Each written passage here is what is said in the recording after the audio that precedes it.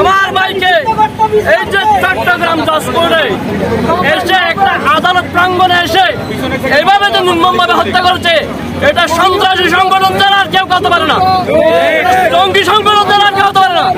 এটার ইন্ধন কোথায় থেকে আসে এটা আমাদের দেখার প্রয়োজন।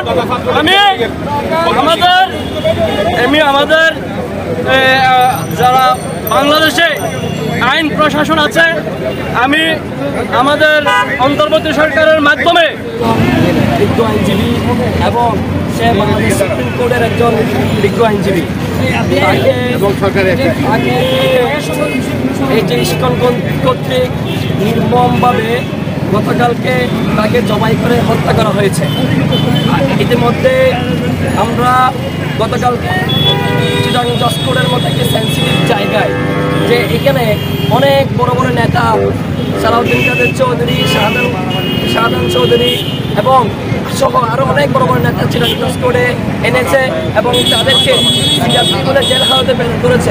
আমার কথা হচ্ছে কি, ওরা যদি আইনের প্রতি শ্রদ্ধাশীল হতো তাহলে ওরা মামলা করতো, হাইকোর্টে যাইতো, কিন্তু এটা ওরা না করে আইনের প্রতি হলো কেন?